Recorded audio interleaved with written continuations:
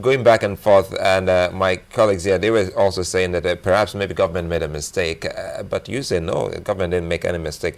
But what about this talk that we will not be asking for more money concerning the subsidy issue for the year? Remember the 16 billion that was approved by the House or the National Assembly concerning the subsidy. They woke up and realized that they made a mistake, even though then the finance minister and loads of other people in government have been saying that don't worry, we won't be asking for more money.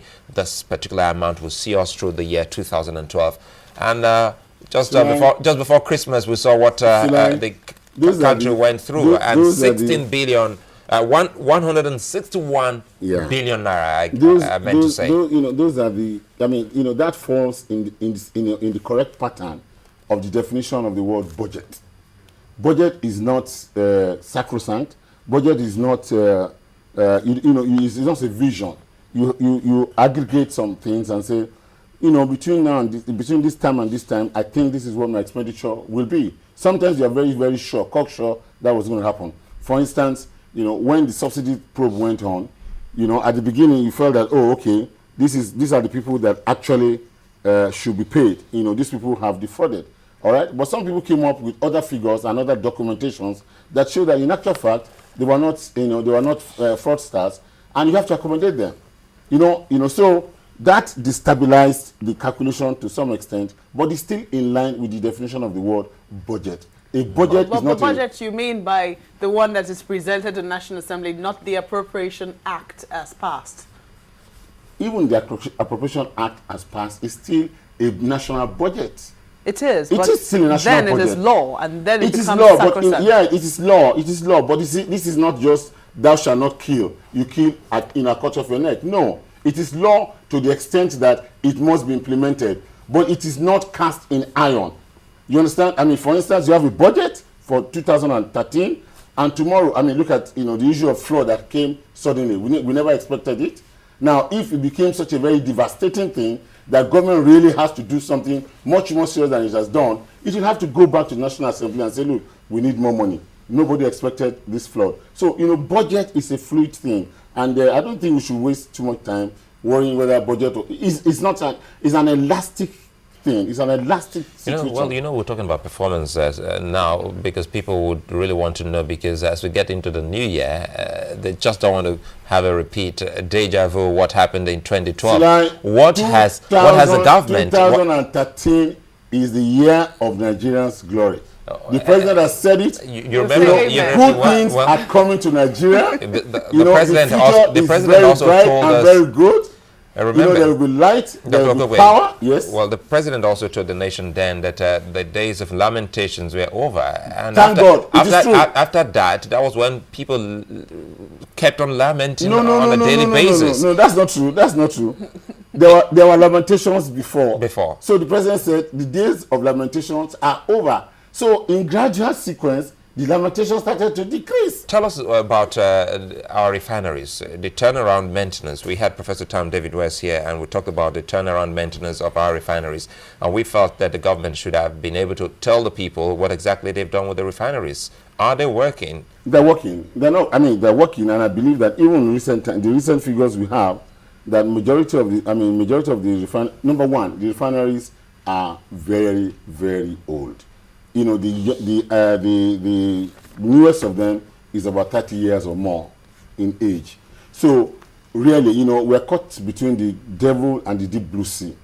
Is the real thing to do is which are we facing now? Are we going to face the devil or jump into the sea? The real thing to do is to do away with this refinery. It's like you have an old car, and you don't have money, so you keep on repairing this old car, trying so that at least can still move from point A to point B, but the average cost of maintaining it, gets higher. The more the years. But the ideal thing is that if you are lucky and had money, you sell what is on ground, buy a new car, and have more peace. Unfortunately, doing a refinery is, an average 100 barrels per day refinery probably costs $2-3 billion.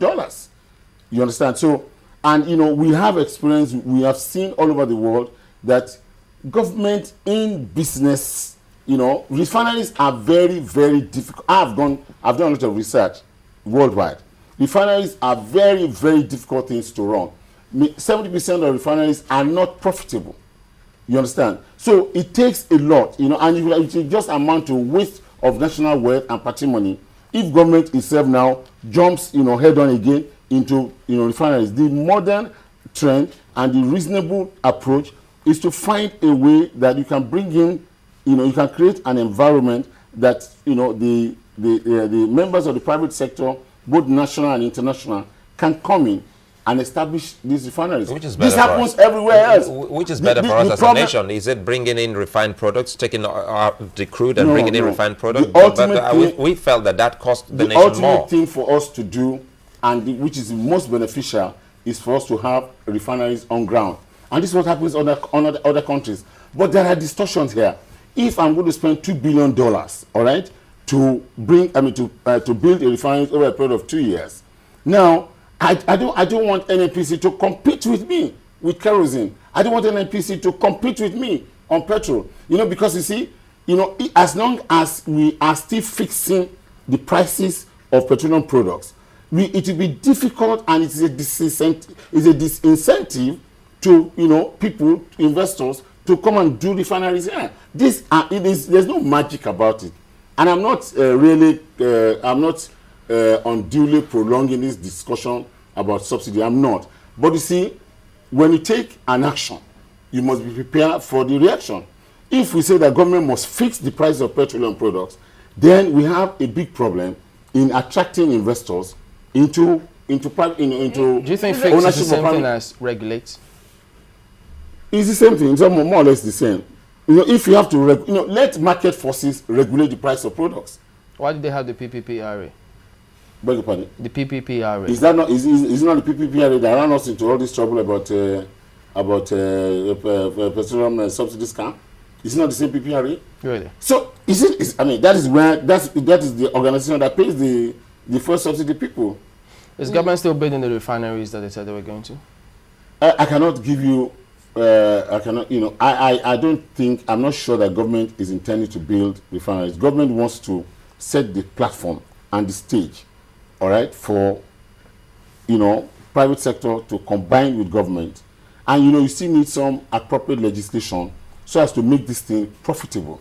And I think government is working in the best of ways to find a medium position that will benefit the Nigerian people. But some people are also asking, you know, that are we also looking at, you know, the so-called illegal refineries that are always destroyed in the creeks, and, you know, are we looking at how we can actually bring them on?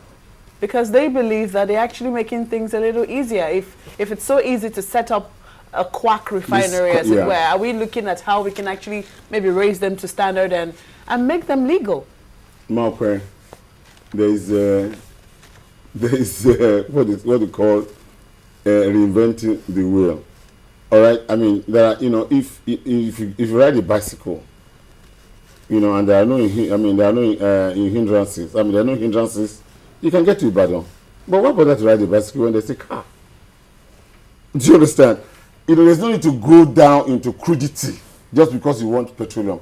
There are many. I mean, there are many refineries that are standard equipment that are standard that can do 10,000 liters per day, etc., etc.